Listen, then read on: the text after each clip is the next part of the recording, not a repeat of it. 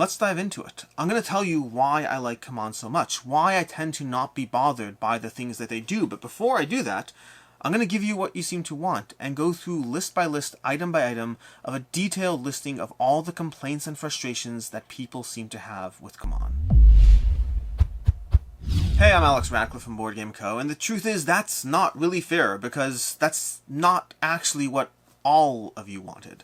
The truth is, to about 10 to 20% of you, people don't care as much as you think they do about this issue, and we'll come back to that, but first some background to those who have no idea what's happening here.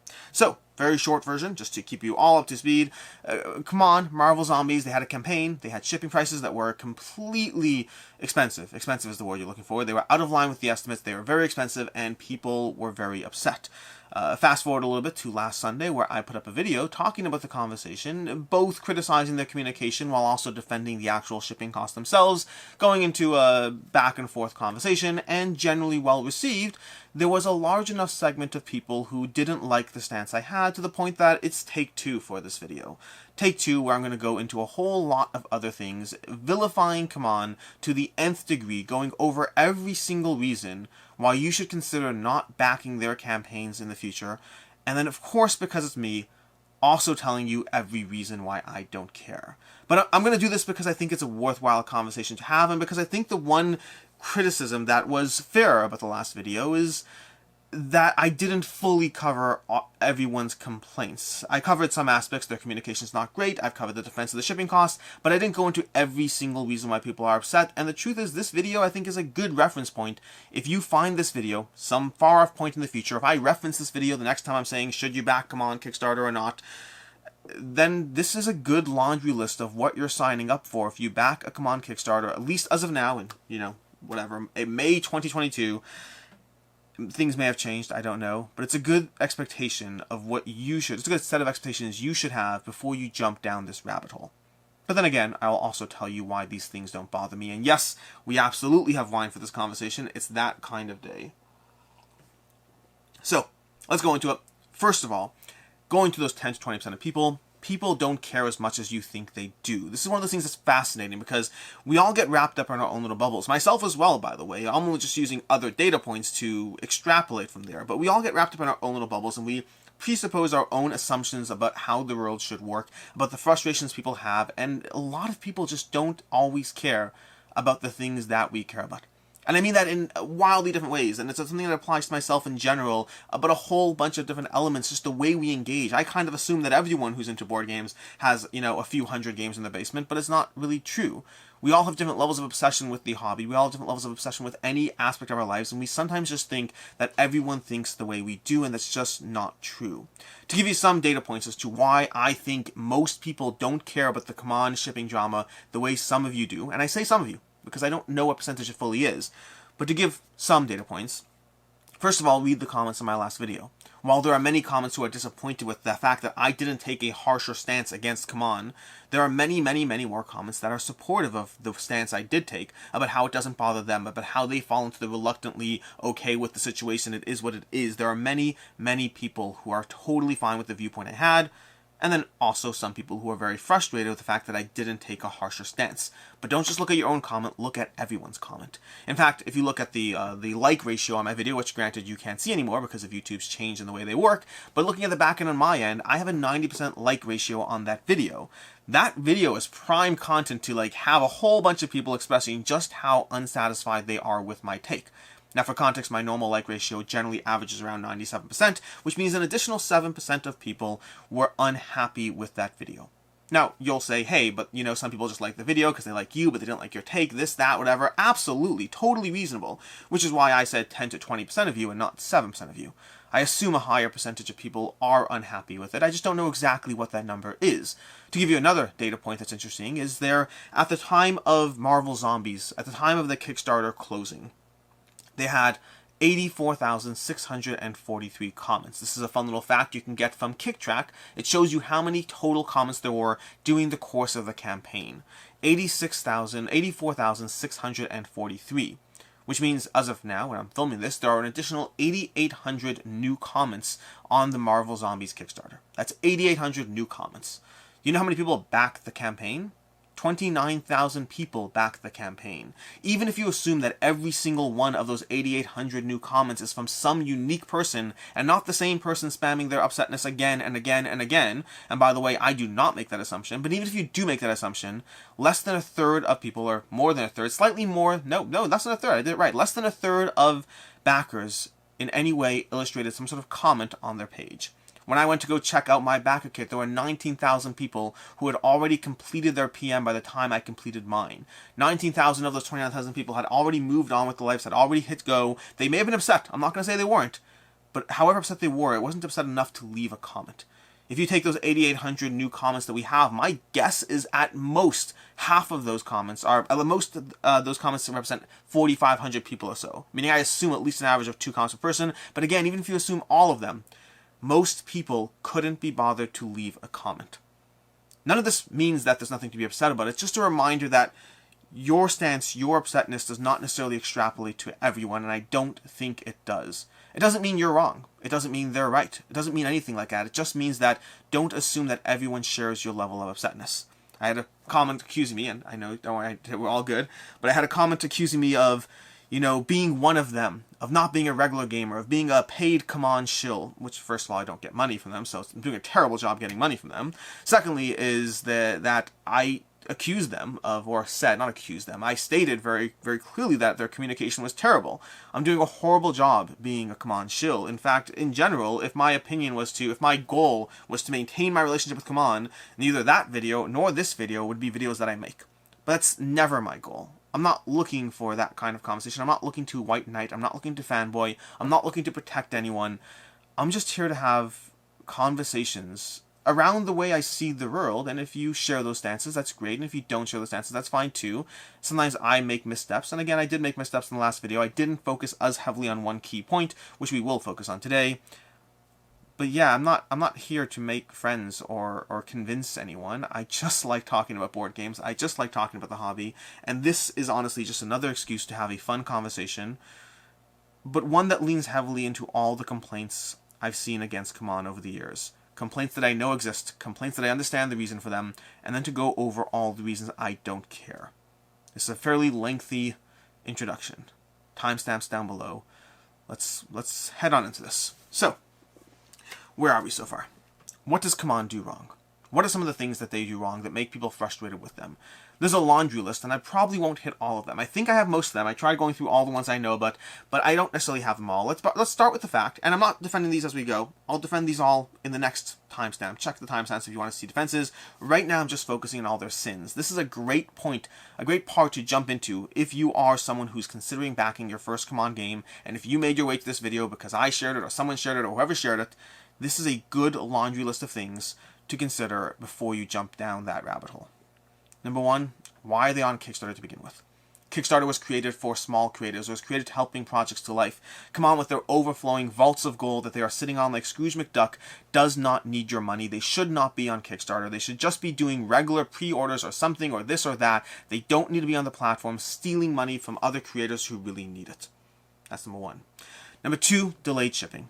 Their campaigns often see delays. Granted, Marvel X-Men United did pretty well, but for the most part, their campaigns see heavy delays. Trudvang is still delayed, massive delays on that one. And in general, whatever timestamp you see, not timestamp, whatever time estimate they have on their campaigns, add 6 months, add 8 months, add a year, you can expect to get your games later than they actually say that you will. So expect that. They're lying to you to begin with.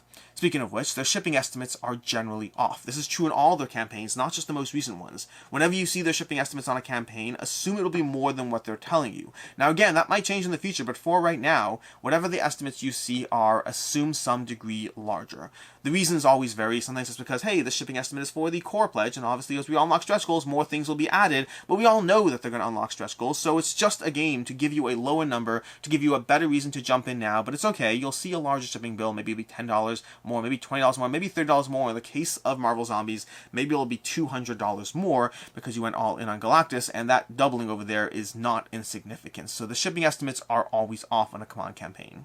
They tend to communicate harsh news after the fact. Okay, they give you, the first time they implemented VAT on a campaign, I believe it was Massive Darkness, they didn't tell you during the campaign, they told you after. By the way, hey, VAT's on your bill, there's 20% extra, enjoy. You can ask for refunds and lose 7% later. They're doing Marvel United. The first time they did the Marvel United campaign, they're like, by the way, fun fact, we didn't tell you this, but Marvel United, the retail box is going to be going to retail before anyone else gets it. So you know how you thought you were special for getting this game before everyone else?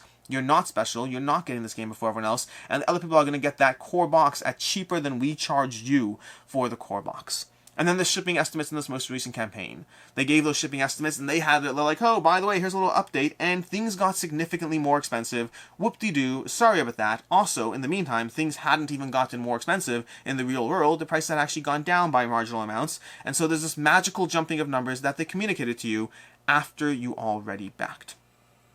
They took extra money for Trudvang. Now, this is an interesting specific one, but it's a big enough one that I want to talk about it.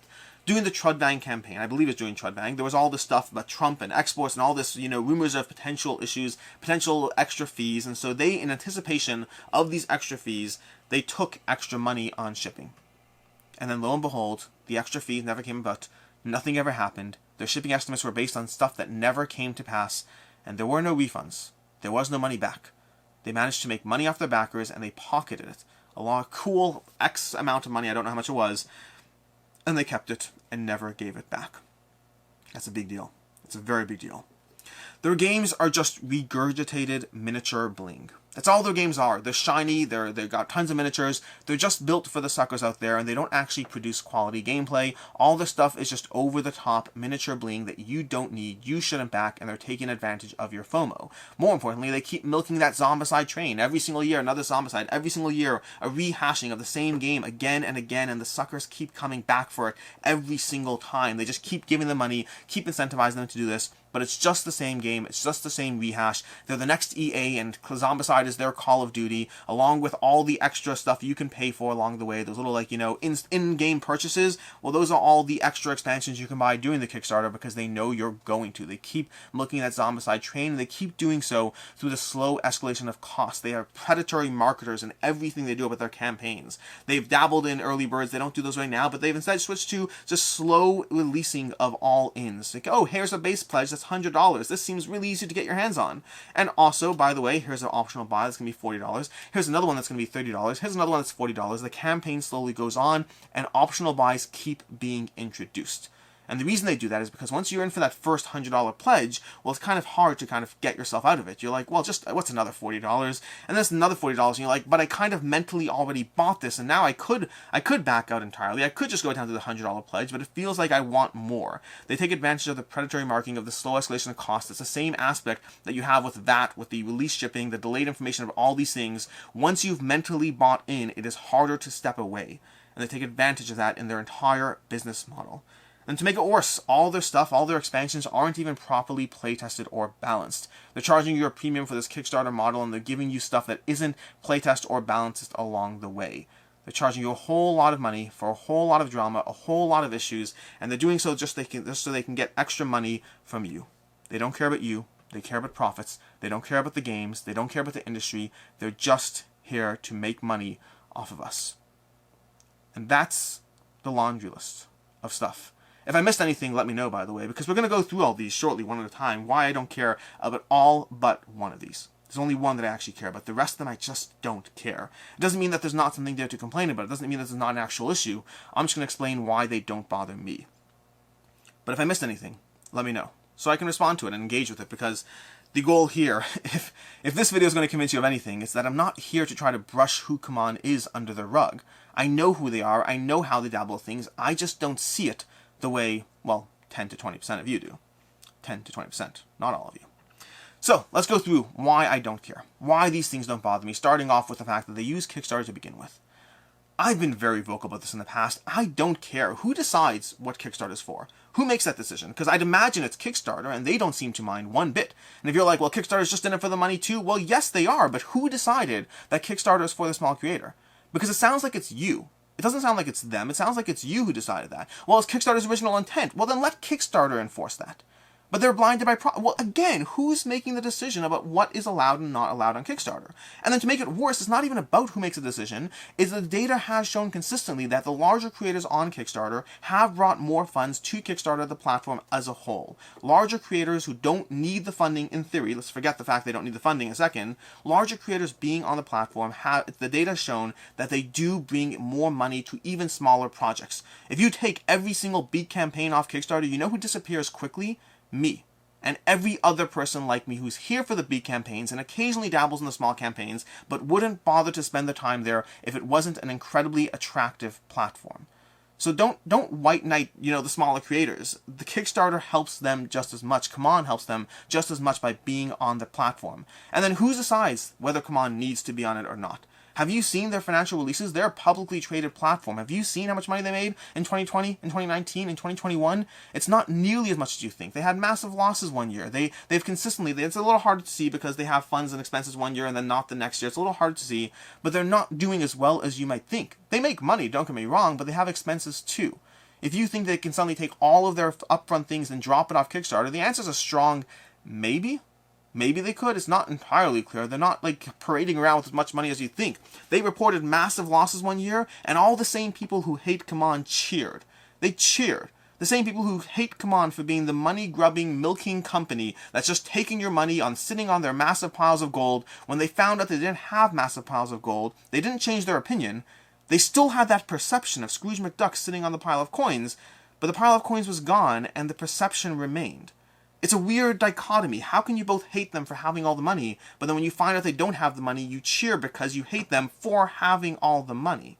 It's a weird dichotomy, and it's one that I've never understood how people can hold both their thoughts in their head at the same time.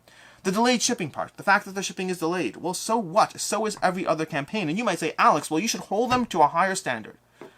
I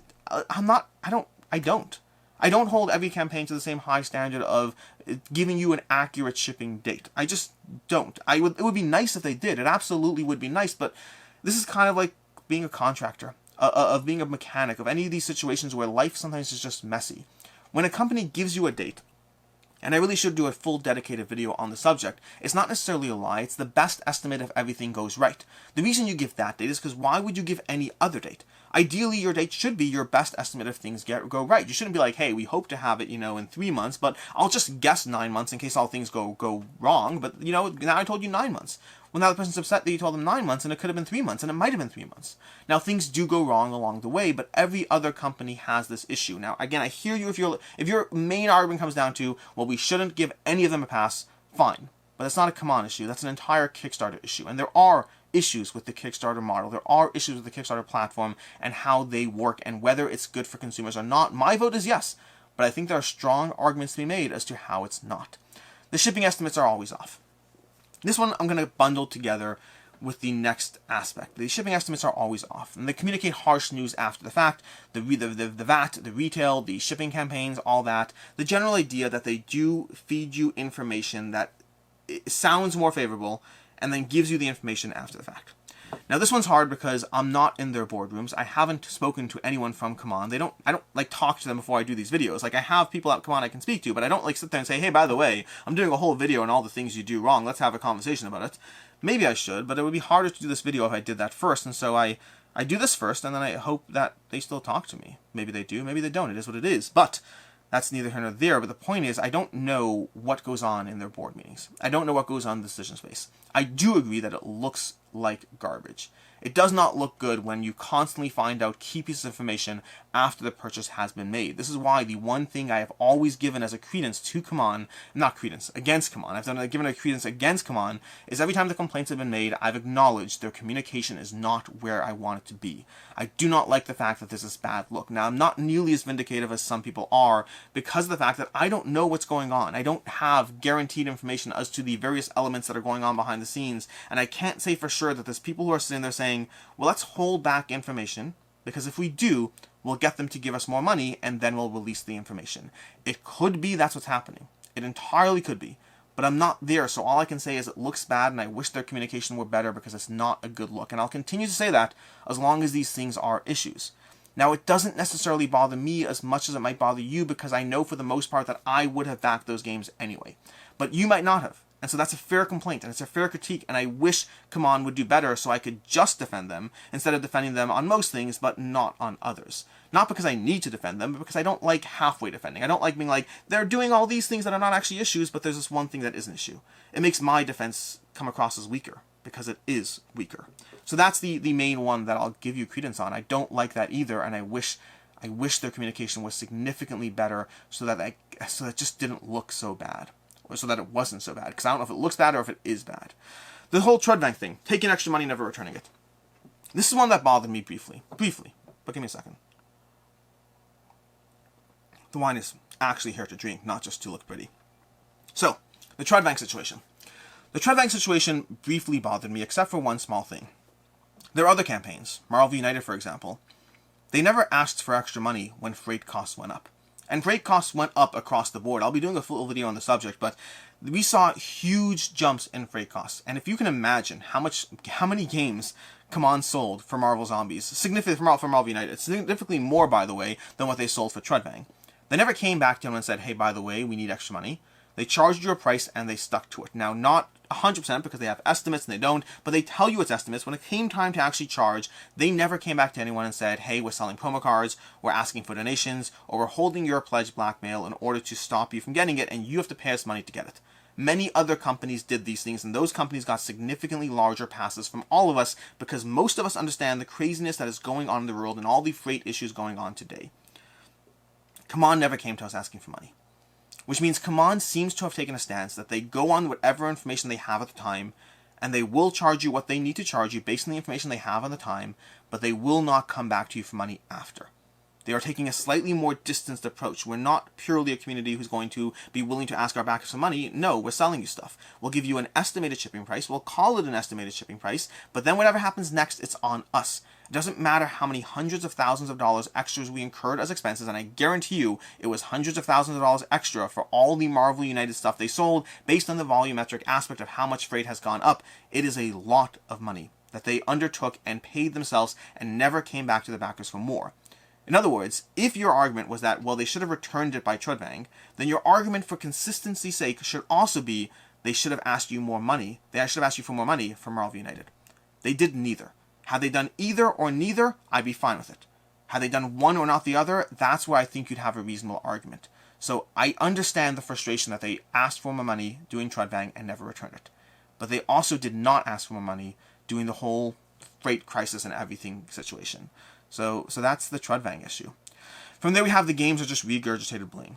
Well, I like the game, so I'm okay with that. My first introduction to CMON was actually not Zombicide, it was Blood Rage. I loved Blood Rage, it was great. I actually kind of was dismissive of Zombicide for a long time, thinking it just looked like a toy. When I actually played Zombicide, I found that I really enjoyed it. From there we went to Cthulhu Death May Die, which I absolutely adore. We have Rum and Bones, which is a fantastic game. There are many, many other games behind me on the shelves on various areas of here, and many more that I've backed that I've loved. Doesn't mean they're good games, it means I like them. And guess what? A whole bunch of other people like them too. Just because you don't like them, and again, you is not all of you, does not mean that they're not good games. We don't have to attack people who like their games. We'll get to more on that later. They keep milking the Zombicide train.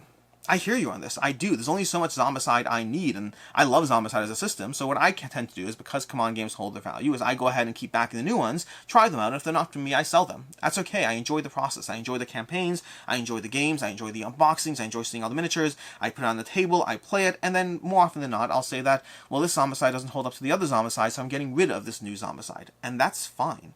I don't feel like a victim along this pathway. I feel like far more of a victim for the fact that I've bought 7 Call of Duty games over the years and constantly getting the new one. Never got my money back on the old ones. With the CMON games, I certainly do get my money back, so it's a whole different conversation.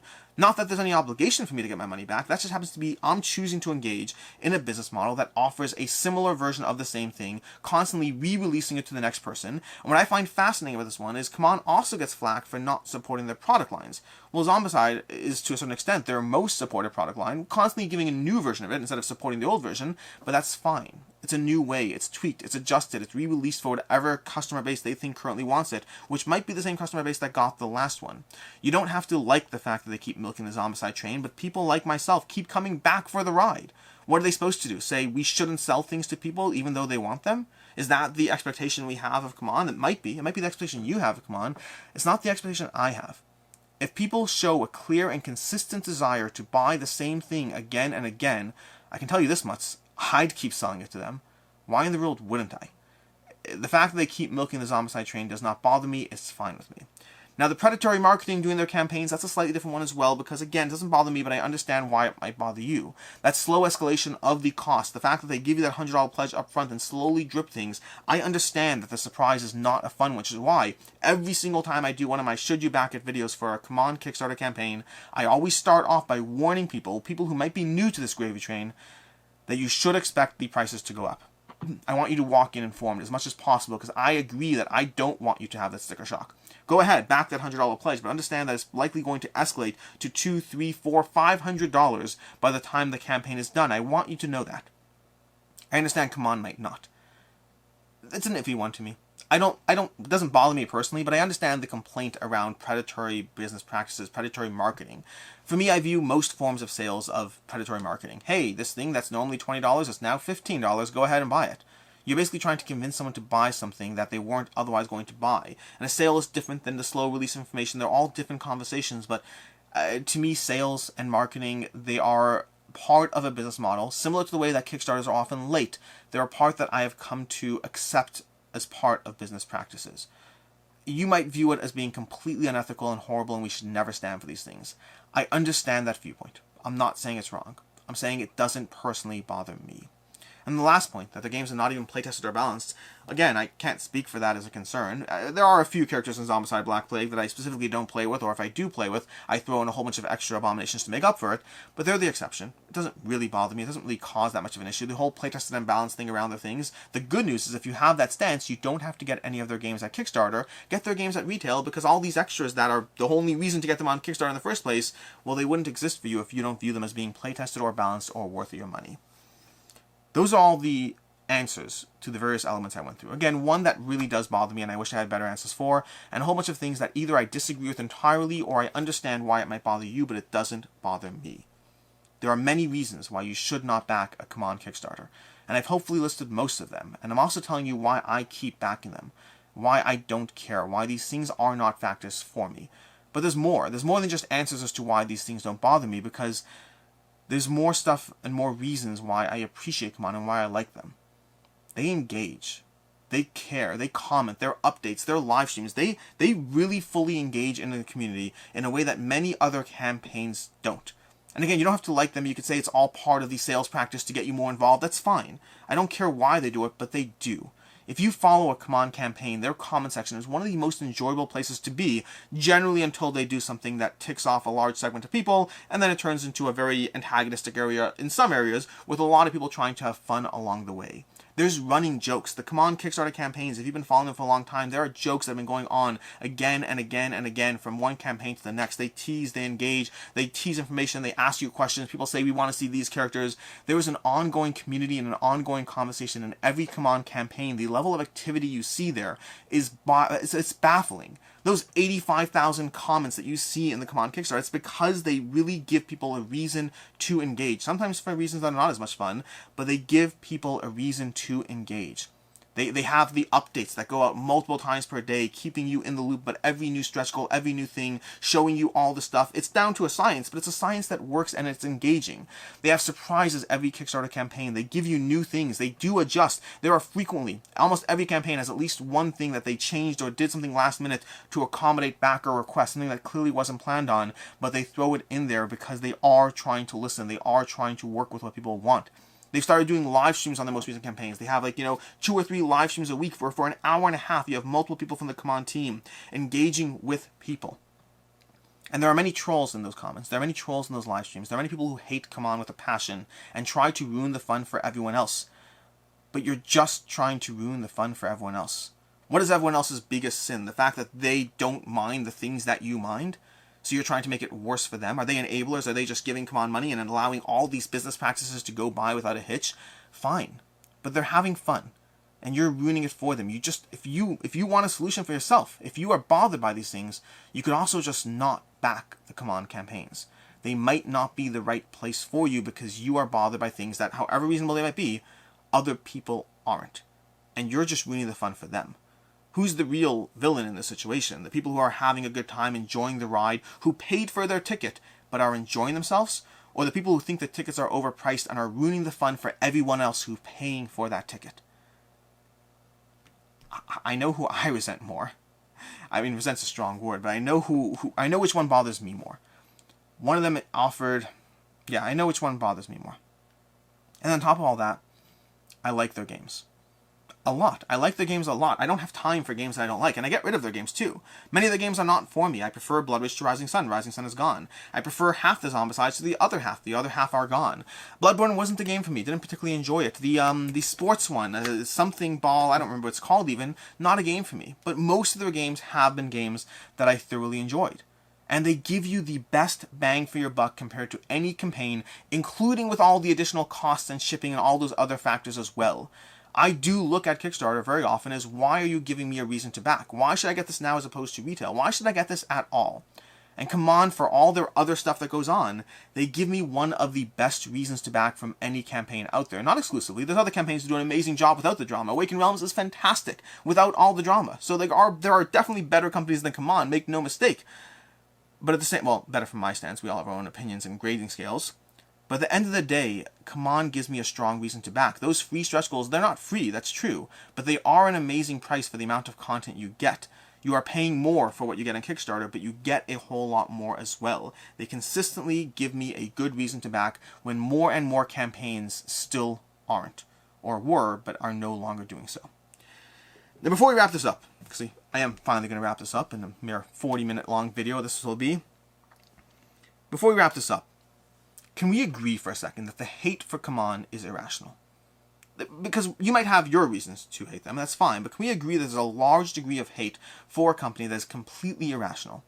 Going back to the hate on the Zombicide system, the fact that every time people back a game from CMON, there are threads popping up in forums all over the place about all those suckers who are just buying another Zombicide game. I can't believe a full-grown adult's going to spend $400 on plastic. Well, that's true, but there's 27,000 of us who decided to spend $400 on plastic, and whatever game you're buying into, there's not a lot of people, not nearly 27,000 people, buying that, and you don't see us making fun of you. We're all adults here who are playing in our little fantasy worlds, whether we're rolling dice and pretending we're a little elf archer or something majiggy. I don't play D&D, I'm sorry.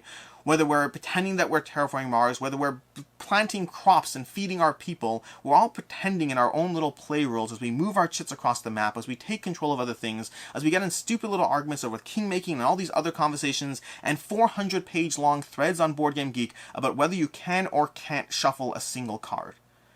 Maybe there shouldn't be a degree of irrational hate towards a bunch of people who think that a CMON Kickstarter is worth their money. People who live in glass houses shouldn't throw stones, and there's a degree of completely irrational hate, not just around CMON, but around the people who like to participate in CMON campaigns. Around the people who are white knighting them, who are defending them, who just like the toys that CMON puts out, who are fine paying the price, and their biggest crime is not being as upset at this company's existence as you are. And again, you might be upset, but you are one of a crowd, but not the same level of crowd that likes CMON, that appreciates CMON. The entire Kickstarter landscape, by the way, is a tiny microcosm of how many people actually buy CMON games. People talk about how Kickstarter and CMON, they ruined the content after the fact. I probably should have included this in one of my list of complaints, that in retail, their games are completely incomplete. That's a good sentence there. But they don't realize how many people actually back CMON, buy CMON games in retail. The vast majority of CMON sales comes from retail channels, not from Kickstarter. There are entire ecosystems of people who aren't even aware that these arguments or that this hate or that this resentment even exists, and they don't care. And we're still hating on this company. I don't know why we target them. The we, again, being 10 to 20%. I don't know why they're targeted. I don't know what it is about them. Maybe it's the fact that they're the biggest company in the space that still gives you the time of day. And the closest thing you're going to do is chase them away. If you think about the other companies out there that are larger than CMON, the Fantasy Flights, the Asmodees, if you think about the other companies out there, there's no one at Fantasy Flight who's taking your call. There's no one at Asmodee that you can complain to in the comments and be upset at them and frustrated with what's going on. These companies aren't even pretending to engage with you, and I'm not saying that against them. I don't care, that's fine. CMON is the largest company that seems to actually care, seems to actually participate, and one of their crimes is that they are the largest. I'm not saying they don't have missteps, I'm not saying they don't do things I disagree with, I'm saying the level of hate for CMON has to be irrational. by the very fact that we, again, adults who play with farms and make sheep and cows and wheat and whatever's going on in Agricola and Caverna and cave mining. I love Agricola and Caverna, but the fact that we can look at other adults and make fun of them for liking miniatures and zombies and all that, and be like, just be baffled at the fact that they like that. It's irrational. It is irrational. The fact that we have found particular rational reasons to be upset doesn't change the fact that the larger conversation is irrational. All companies are late on their shipping. All companies have that. Many companies engage in add-ons and FOMO and predatory practices in their marketing and engagement. CMON has a level of hate that is unrivaled. I don't understand why. But I like their games. I like the people there. The people that I've engaged with, at least, both in direct comments and in the Kickstarter comments, in their live streams. I like their company. I like the people there. I like the games they make. I do wish they would do some things differently. But I'm not here to white knight or defend them because of any of this. Again, I put out my first defense of CMON a long time ago, one of the first videos on my channel, before they even knew I existed. This isn't done to preserve a relationship with them. I never cared about that. This is just because I don't have the same level of hate and frustration and irritation that many do. And so I like having that conversation. For the same reason I do anything else in board games. Because I like this hobby. And I like talking about every aspect of this hobby. Whether it's some of the epic moments I've had in Zombicide Black Plague, or whether it's why you probably shouldn't really hate the company that makes it that much. Until next time, I'm Alex Radcliffe from Board Game Co. I'm going to finish this wine, and have a good one.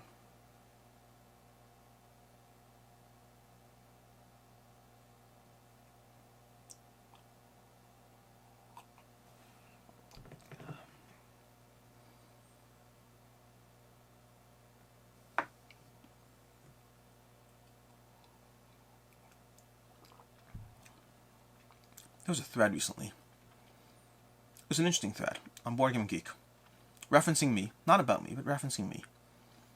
It was about why are content creators always so serious? Like, they're board game content creators and they never smile. Like, do they even enjoy board games? It was referencing me, and like I did a vlog, Trip to Gamma, and I wasn't smiling the entire time. I think it's because most people don't smile the entire time.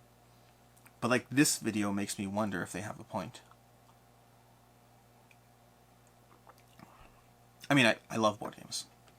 I love the entire hobby. I feel this conversation doesn't work if I'm smiling the entire time. Like, imagine this starts off at the beginning, okay?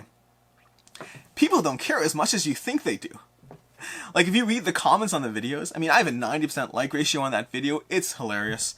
And come on, I'm going to tell you, during the course of this video, I'm going to tell you every single reason why you shouldn't back a CMON game. But then I'll also tell you all the reasons. It doesn't work. It doesn't work. You can't. Sometimes you have to be serious. It doesn't mean anything. It just means that the conversation was a serious conversation. So I was serious for the sake of this video. But I do love board games. A lot. I just need to like de-serious myself because I was serious.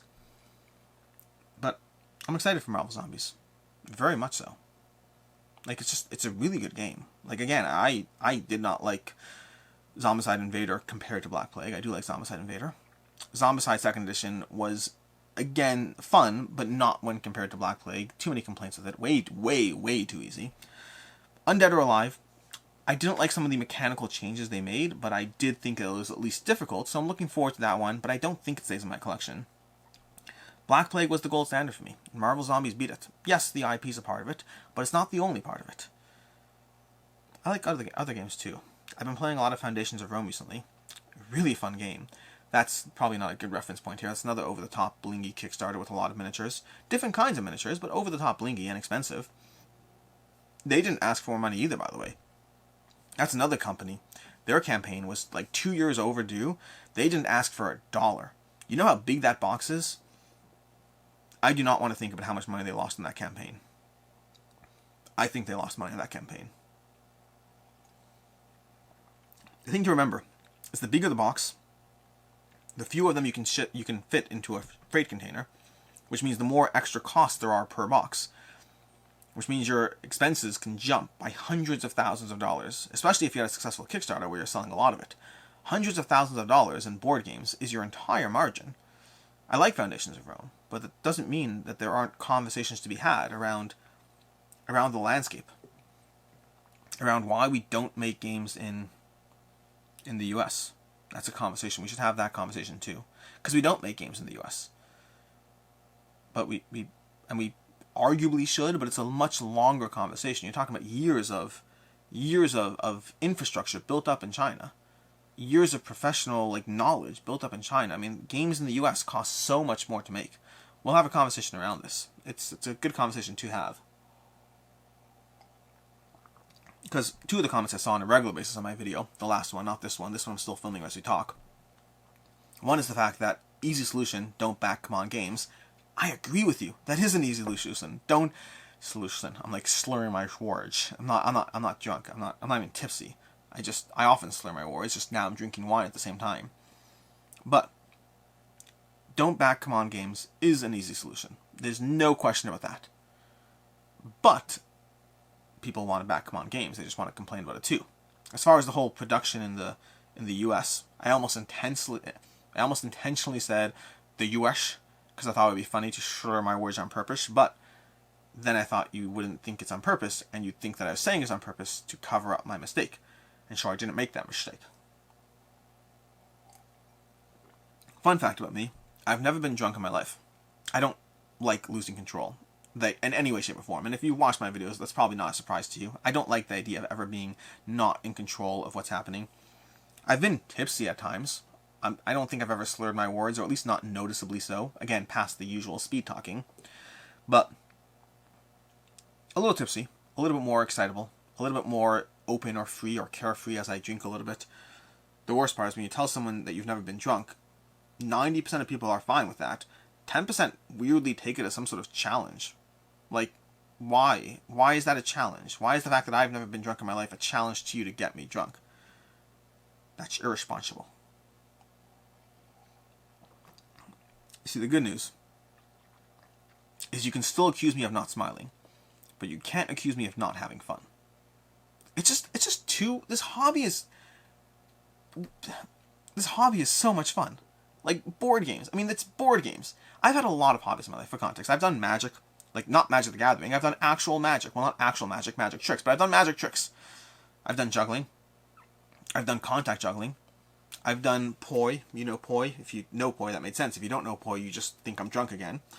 I've drawn. I used to draw a lot. Okay, I draw faces. I'm fairly good at it. If I take the 6-7 hours it takes to draw a face. I've done Magic the Gathering. Not magic tricks or actual magic, but Magic the Gathering. I've done both.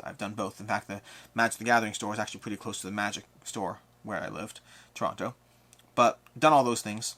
Really enjoy them. Done Warhammer. I was into Guild Wars for years. I've always had different hobbies at different points, different things that kept me interested. But you know what hobby I've been in the longest? It's board games. Every other hobby lasted me several years. 3, maybe 4 years on the high end. Magic the Gathering was possibly one of the longer ones. I mentioned Warhammer, right? Did I mention Warhammer? If I didn't mention Warhammer, Warhammer 2. Well, not Warhammer 2. Warhammer also. There's no Warhammer 2. There's Warhammer and then Warhammer 40,000. They skipped 3,998 in the middle. Or is it 3,999? No, they skipped 3,998 because you have to count the 1 and the 40,000. So there's no Warhammer 2. It's Warhammer also. That's the new version they're coming out with. They're coming out with a new starter pack for Warhammer also. It's going to cost you $99. Do you know, by the way, Games Workshop's, their retail sales in 2020 or maybe 2021, I don't remember which year, was 280 million. To CMON's 19 million.